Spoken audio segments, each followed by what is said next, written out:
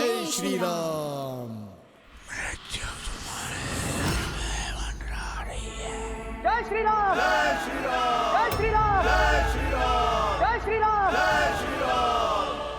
महाराज महाराज महाराज महाराज, आपकी प्रजा है महाराज।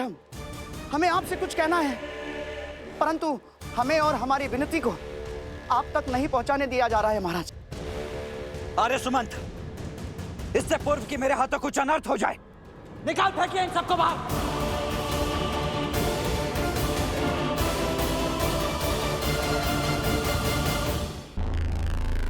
दोस्त, चलो बाहर निकलो। महाराज। लक्ष्मण, ये सब क्या हो रहा है? अयोध्या की प्रजा से ऐसा व्यवहार रघुकुल में ना कभी हुआ है और ना ही कभी होगा। हाँ हाँ महाराज, पूछे इनसे। प्रभु राम को ईश्वर की भांति पूजने वाली उनकी प्रजा को अपने राजा से क्या एक प्रश्न पूछने का अधिकार नहीं है महाराज? क्या हम उनके समक्ष अपने मन की बात कहने के योग्य भी नहीं है महाराज? क्या यही है अयोध्या का न्याय, मर्यादा पुरुषोत्तम की मर्यादा? दोस्त लक्ष्मण,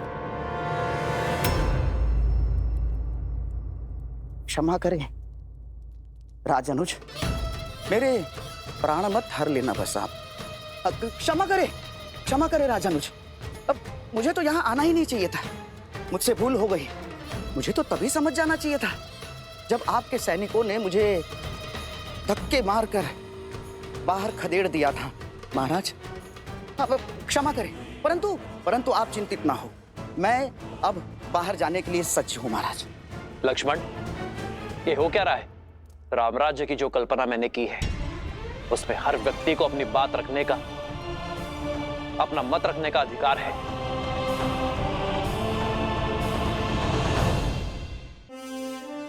यदि इनके मन में कोई बात है, कोई समस्या है और उसे मुझ तक पहुंचने से रोका जा रहा है, तो ये राम और रामराज्य दोनों की हार है। उत्तर दो लक्ष्मण, मेरी प्रजा को मुझ तक आने से रोकने का अधिकार किसने दिया तुम्हें? कौन होते हो तुम? राजा और राज्य के मध्य के सेतु को तोड़ने वाले।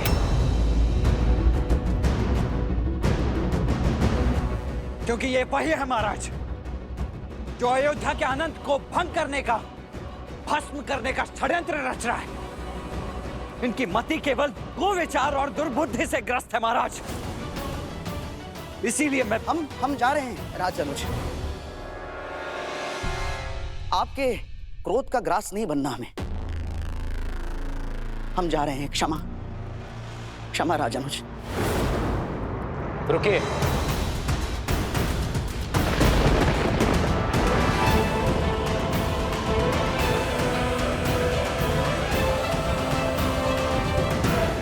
भयभीत होने की आवश्यकता नहीं, जो कहना चाहते हो कहो।